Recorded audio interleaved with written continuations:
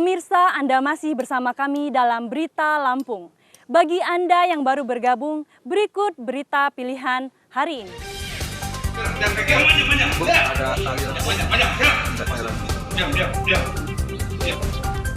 Barang-barang mau mana? Sepasang kekasih sekongkol merampok dan membunuh pengusaha ATM mini di Lampung Tengah.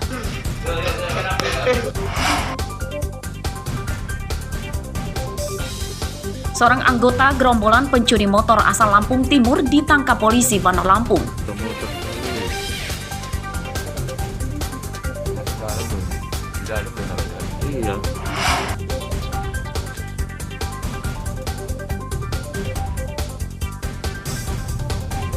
Tak hanya BBM, mulai hari ini masyarakat juga diwajibkan menggunakan aplikasi Pertamina untuk membeli gas LPG 3 kg.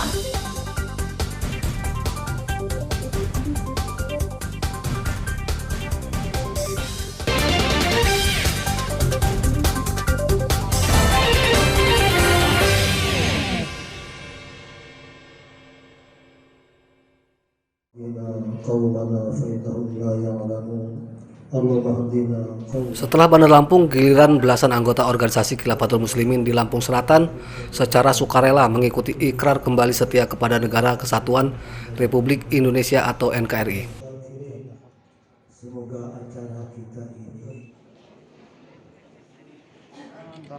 Ikrar dilanjutkan dengan penyerahan atribut Ormas Khilafatul Muslimin seperti seragam dan kartu anggota kepada Badan Kesatuan Bangsa dan Politik Lampung Selatan. Mereka menyatakan keluar dan berjanji tidak akan jadi anggota kembali. Ikrar disaksikan Dandim, polisi serta Kejaksaan Negeri Lampung Selatan di Dusun Karanganom, Desa Karangsari, Kecamatan Jati Agung. Mereka kini mengaku tenang dan berharap rekan-rekannya bisa mengikutinya. Sudah nyaman lah, artinya selama ini kan simpang siur perasaan kita kan, jadi dengan adanya pertemuan yang difasilitasi oleh kepolisian untuk terjadinya silaturahim dan ikrar ini, kita menjadi sudah rasanya lega gitu. Memang keinginan kita memang dari hati gitu ya untuk bisa kembali seperti yang dulu lagi seperti semula. Kepala Badan Kesbangpol mengaku akan terus menggelar ikrar kembali anggota Ormas Khilafatul Muslimin lainnya. Upaya itu dilakukan dengan pendekatan secara persuasif supaya tidak menimbulkan keresahan. Sebab Lampung Selatan merupakan basis terbesar penyebaran Khilafatul Muslimin di Lampung.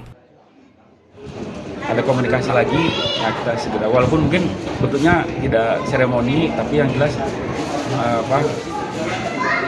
pernyataan untuk ikrar setia kepada NKRI itu harus dilaksanakan. Dan tadi kami juga sudah koordinasi dan diskusi dengan Pak Dandim, akan ada kegiatan lanjutan untuk kesadaran bela negara dan wawasan kebangsaannya. Ikrar kembali setia kepada Republik Indonesia ini diakhiri dengan menyanyikan lagu Indonesia Raya dan Padamu Negeri. Ari Susanto melaporkan dari Lampung Selatan.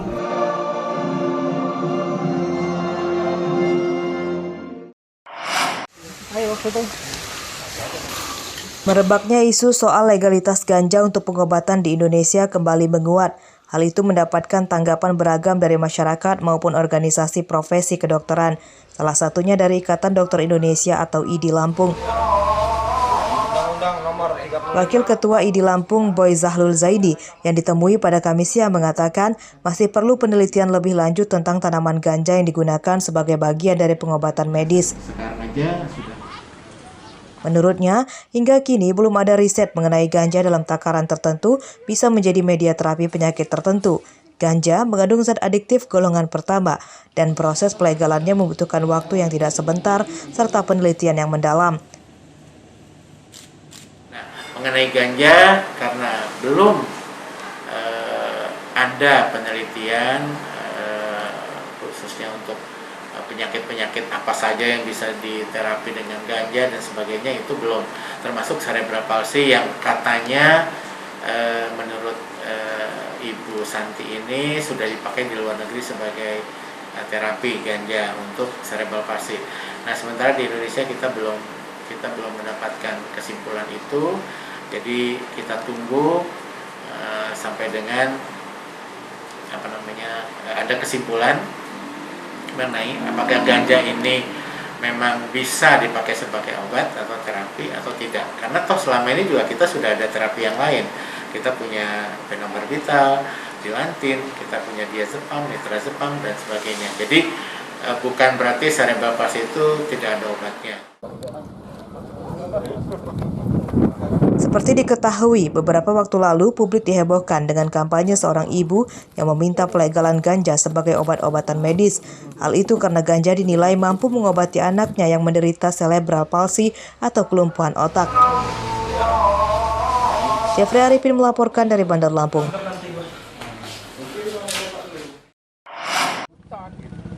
Nah kan kebeli di pinggir jalan. Hadirnya perusahaan pembuat pakan ikan, pembenihan ikan, hingga budidaya udang yang ingin berinvestasi di Lampung Barat diharapkan mampu membantu masyarakat mengatasi masalah tingginya harga pakan.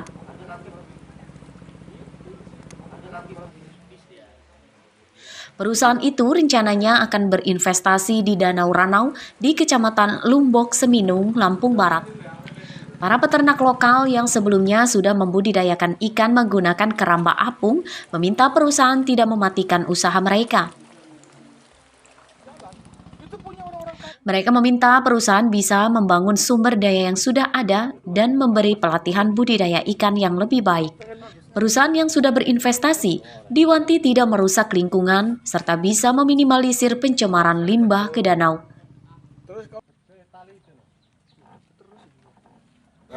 Dengan adanya investor masuk ke daerah kami, seperti kata Bapak Bupati tadi, jangan sampai mematikan usaha kami yang memang sudah ada sebelumnya.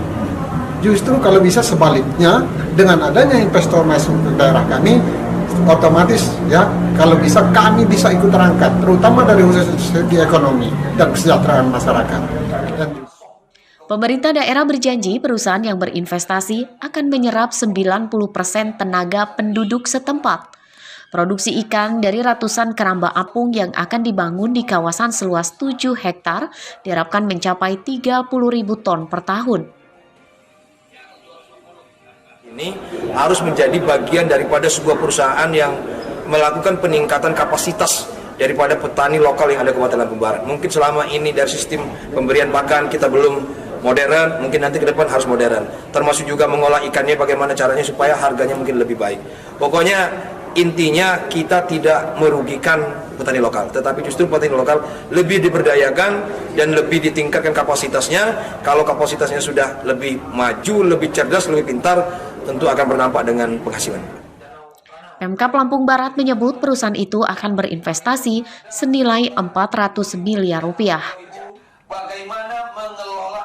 Rosandi melaporkan dari Lampung Barat.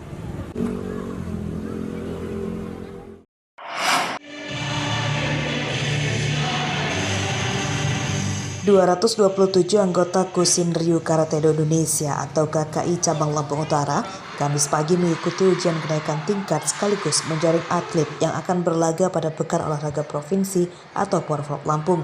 Kegiatan digelar di Stadion Sukung, Kota Bumi. Penjaringan diikuti peserta anak-anak hingga dewasa yang diawasi oleh Ketua Federasi Karate Do Indonesia.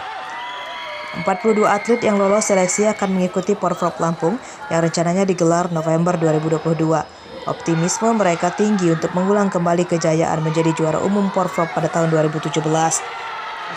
Harapannya dengan kita mendidik dari usia dini sampai ke senior, mudah-mudahan prestasi Lampung Utara yang selama ini sangat luar biasa. 2017 kita menjadi juara umum Porprov di Provinsi Lampung, dan ini dapat kita pertahankan di Porprov yang akan dilaksanakan pada tahun ini. Ya, harapannya melalui anak-anak inilah kader-kader kita untuk karateka masa depan. Mereka harus serius untuk berlatih, karena di samping mereka bisa mendisiplinkan diri dengan mengikuti kegiatan ini, juga sebagai ajang prestasi untuk kegiatan-kegiatan mereka yang akan datang. Ada target tersendiri nggak dari kitanya, Bang? Ya jelas, kalau targetnya ada juara katanya. Dimanapun juga kita akan targetnya Kabupaten Lampung Utara juara. Untuk kejuaraan itu enggak hanya kabupaten, tapi provinsi, bahkan nasional kita akan targetkan. Kusin Ryu Karate Do merupakan seni bela diri karate yang berasal dari Jepang. Olahraga ini tidak berbeda jauh dari seni bela diri pencaksilat yang berasal dari bumi Nusantara. Olahraga karate Indonesia menorehkan catatan apik pada gelaran SEA Games Vietnam 2021. Dari 15 nomor yang dipertandingkan, tim karate Indonesia meloloskan 12 nomor ke partai final dan nyaris seluruh atlet membawa pulang medali. Ardio Haba melaporkan dari Lampung Utara.